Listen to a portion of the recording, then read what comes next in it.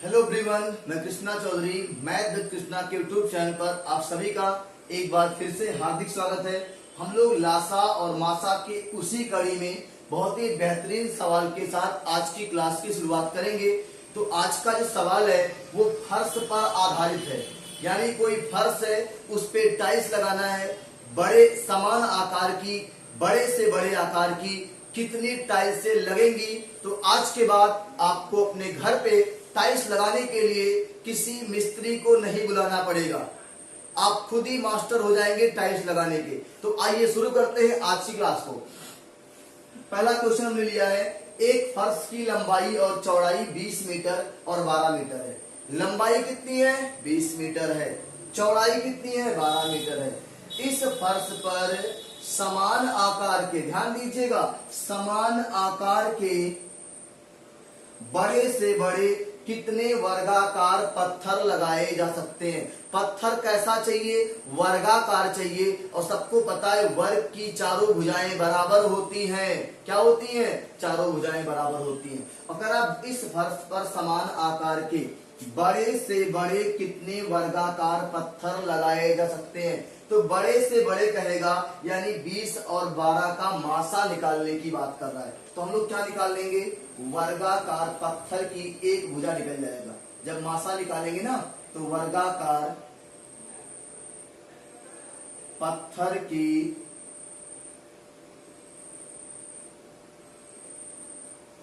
एक भुजा बराबर, कैसे निकलेगा?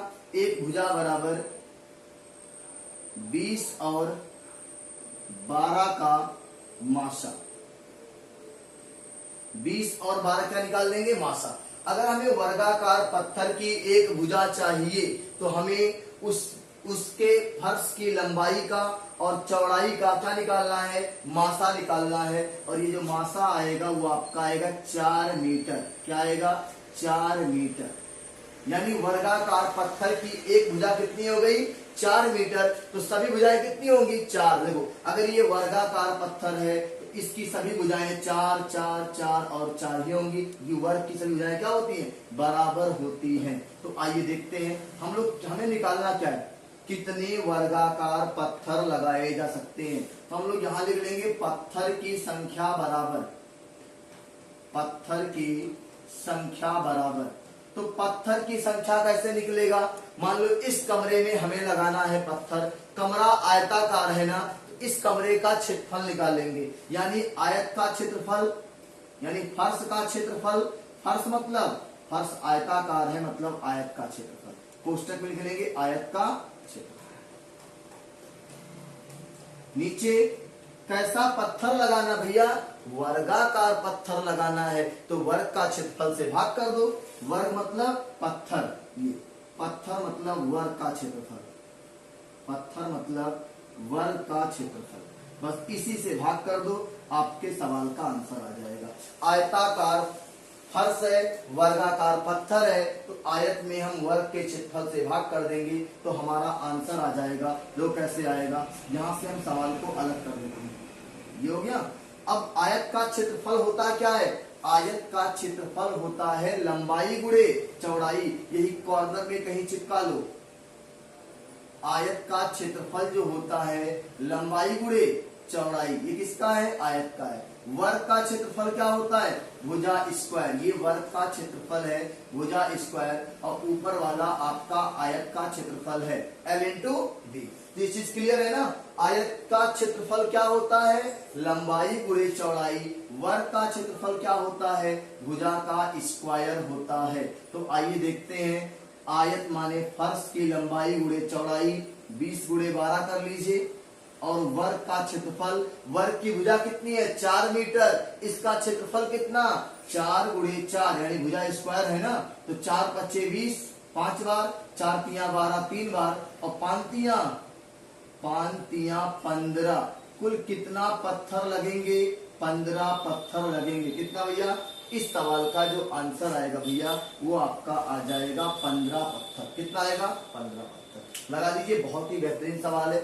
जब भी कहे समान आकार के बड़े से बड़े कितने पत्थर, वर्ग का पत्थर लगेंगे, तो आप उसके अगर आयताकार है तो आयत के क्षेत्रफल में, वर्गाकार लगा तो वर्ग के क्षेत्रफल से भाग कर देंगे, ठीक है। और उसकी वर्ग की जो भुजा निकालेंगे वो उन दोनों भुजाओं का मासा करके निकाल लेंगे, हो जाएगा।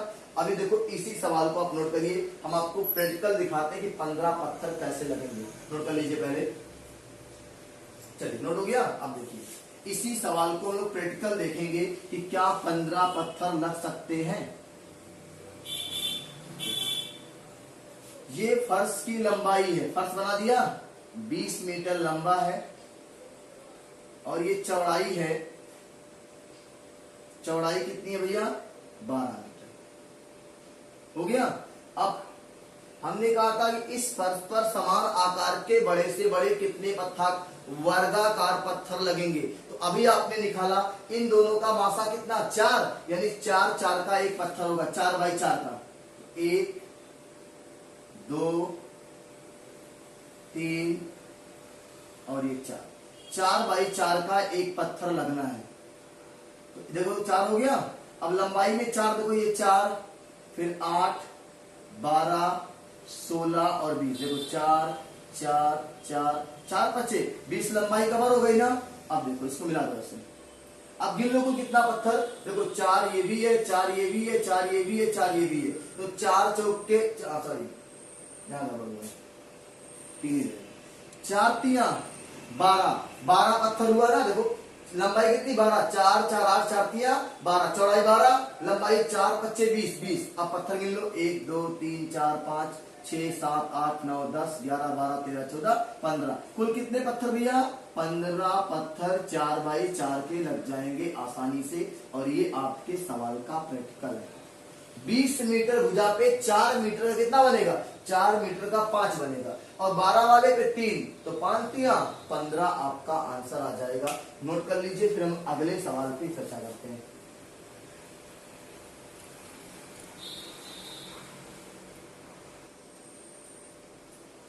चलिए नेक्स्ट क्वेश्चन हमने लिया है, वह न्यूनतम संख्या कौन सी है जिसे 12 और 20 से विभाजित करने पर प्रत्येक दशा में 5 शेष बचे। अच्छा आप एक नॉर्मल चीज सोचो कि ऐसी न्यूनतम संख्या कौन सी है जो 12 और 20 दोनों से कट जाए। तो कहेंगे सर 12 20 का लासा ले लो अपना, कि लासा होता है वह न्यूनतम संख्या जो दी गई संख्याओं को पूरा पूरा विभाजित कर दो।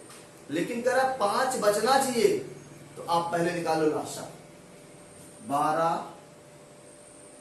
और 20 का एलसीएम बराबर आएगा 60। 12 और 20 का एलसीएम कितना है भाई, 60 आ गया, कितना आ गया, 60।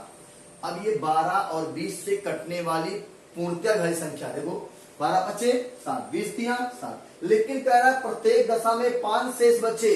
तो प्रत्येक दशा में 5 शेष बचाने के लिए इसमें 5 जोड़ दो आप, यानी आपकी संख्या कौन सी है, 65।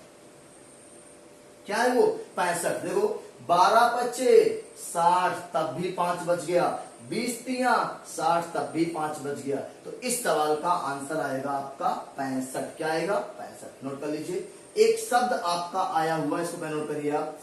12 20 का एलसीएम लेंगे 60, लेकिन जब 12 20 से लगाएंगे भाग भैया तो पूरा कट जाएगा, 5 नहीं बचेगा, और 5 बचाने के लिए 5 जोड़ दो, बच जाएगा।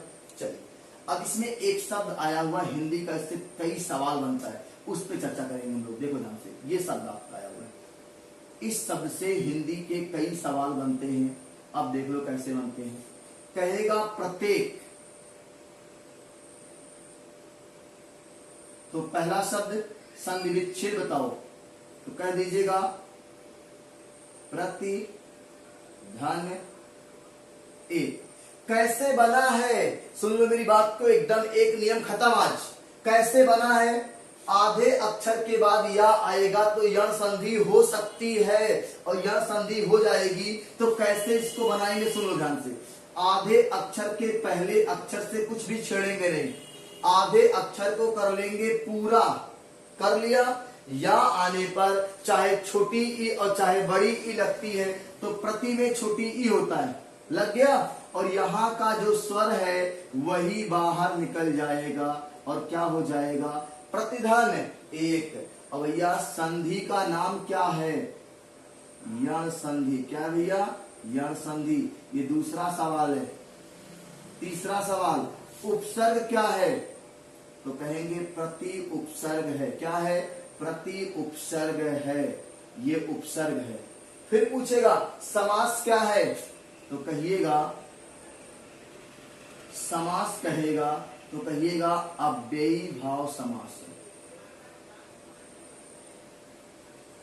अव्ययी भाव समास। इतने सवाल आपसे पूछ सकता है। समास विग्रह एक एक, प्रत्येक का मतलब एक एक। इतने सारे सवाल आपसे पूछ सकता है पेपर में इस एक यूनिक शब्द से। तो आप इसको भी अपनी कॉपी पे नोट कर लीजिएगा। आगे हम मैथ के सवाल पे आते हैं।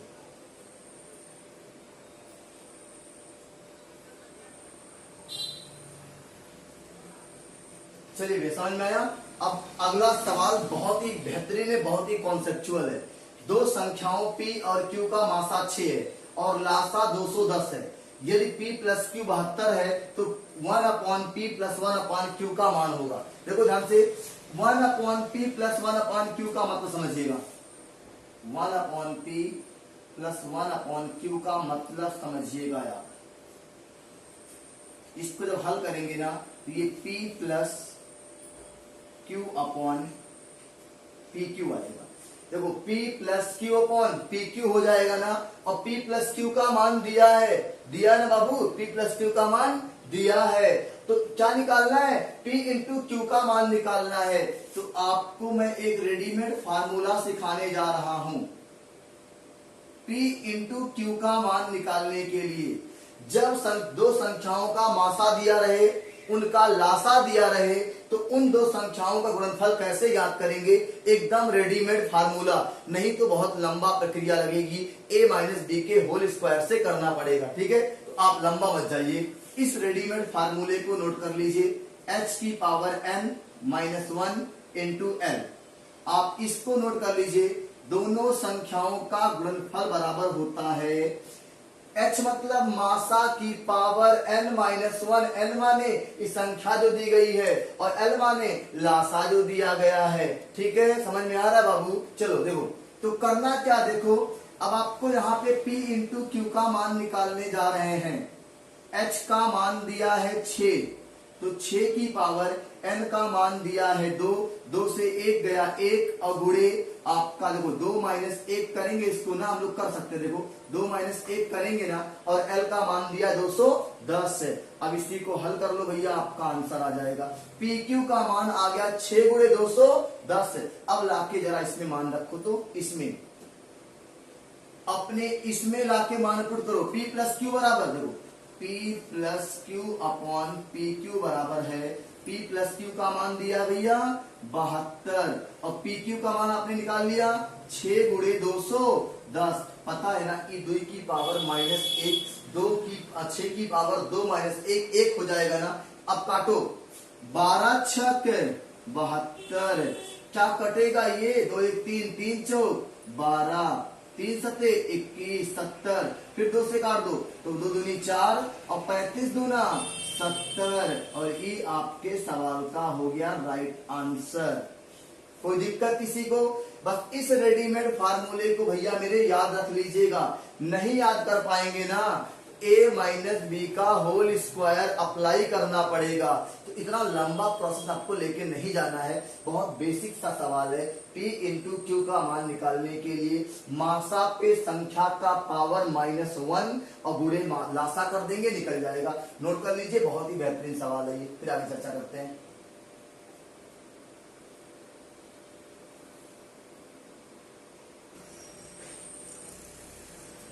चलिए, ये आज की क्लास का आखिरी सवाल है और बहुत ही बेहतरीन सवाल है।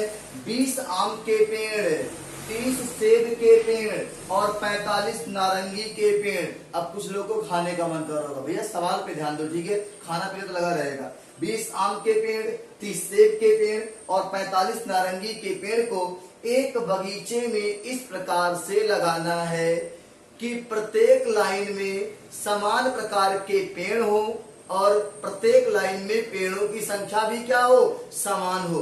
कहने का मतलब है ना कि प्रत्येक लाइन में समान प्रकार के पेड़ का मतलब जिस लाइन में आम का पेड़ लगेगा उसमें केवल आम आना चाहिए, जिसमें केवल सेब है केवल सेब आएगा, नारंगी है तो केवल नारंगी आएगा। और सभी में समान प्रकार के पेड़ और प्रत्येक में क्या कर रहा है, पेड़ की संख्या भी समान हो, यानी हर लाइन में अधिकतम जितने पेड़ लगने हैं उतने ही लगेंगे। तो देखो कैसे लगाएंगे, कम से कम कितनी लाइन है ना, तो कम से कम लाइन कब बनेगी, जब आप अधिक से अधिक पेड़ लगाओगे ना, और अधिक से अधिक मासा कहता है। तो प्रत्येक लाइन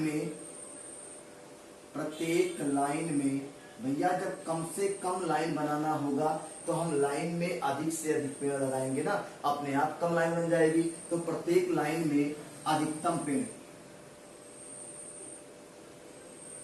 प्रत्येक लाइन में अधिकतम पेड़ बराबर, अधिकतम पेड़ बराबर 20, 30, 45 का मासा, 20, 30, 45 का मासा, इन सबका मासा आएगा 5।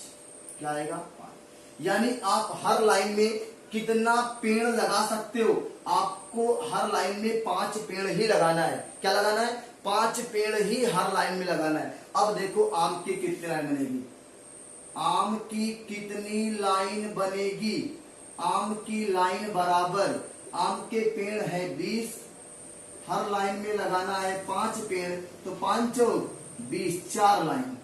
सेब की कितनी लाइन बनेगी, सेब की लाइन, देखो हम इस बार बार लाइन नहीं लिख रहे हैं, हम हिंदी के एक सवाल का प्रयोग कर रहे हैं। इस चिन्ह का नाम है पुनरुक्ति सूचक का चिन्ह, ऊपर लिखी गई बात को पुनः ना लिखना पड़े इसके लिए प्रयोग करते हैं। कुल कितना पेड़ है भैया, 30 है। अब कितना लाइन में लगाना है, 5, 5 6 30, 6 लाइन यहाँ हो गया। नारंगी की कितनी लाइन बनेगी भैया, नारंगी पेड़ कितना है, नारंगी का पेड़ है 45, और अधिकतम पेड़ कितना लगना है, 5, 5 9 45 लग गया। अब तीनों को जोड़ लो, 6 4 10 9 19, कुल कितनी लाइन आएगी भैया, 19 लाइन आपकी कुल आएगी। ये आपका आंसर है। कितनी लाइन आएगी, 19 लाइन आपका कुल लगेगा बगीचे में, और 19 लाइन में पूरा पेड़ लग जाएगा। हर लाइन में 5-5 पेड़ लगेगा, इसका मतलब कुल 95 पेड़ होगा आपका। इसी सवाल को एक अलग तरीके से लगाएंगे, नोट कर लीजिए पहले आप, देखो नोट हो गया। इसी सवाल को हम चाहते तो आपको आसानी से सिखा सकते थे, स्पेस लेंगे थोड़ा सा, इस सबको हटा रहे क्वेश्चन को, क्वेश्चन आपको याद हो गया। देखो प्रत्येक लाइन में अधिकतम कितना पेड़ लगेगा, तीनों पेड़ों का मासा निकाल लिया। अगर प्रत्येक लाइन में अधिकतम 5 पेड़ लगता है तो कुल कितनी लाइन, कुल कितने पेड़ हैं, 20, 30, 45, 70, 20, 90, 5, 95 कुल पेड़ है ना, कुल पेड़ 95, और एक लाइन में कितना पेड़ लगाना है, 5 पेड़, तो 5 से भाग कर दो, 19 बचे 95, कुल कितनी लाइन आ गया भैया, 19 लाइन आपके इस सवाल का आंसर आ गया। कोई दिक्कत किसी को, बहुत ही आसान है। तो हम लोग अगले क्लास में इसी तरह के बेहतरीन सवालों पे चर्चा करेंगे। तब तक के लिए जय हिंद, जय भारत। आप सभी को दशहरा की ढेर सारी शुभकामनाएं। हम लोग अगली क्लास में मिलेंगे। जितने लोग हमारे चैनल पे नए जुड़ रहे हैं, हमारे जितने प्रिय विद्यार्थी नए जुड़ रहे हैं, चैनल को सब्सक्राइब करेंगे, साथ में बेल आइकॉन को ऑल पे प्रेस करेंगे, जिससे आपको हमारी आने वाली हर क्लास की वीडियो नोटिफिकेशन आपको सबसे पहले पहुंच जाए। मिलते हैं अगली क्लास में। जय हिंद, जय भारत।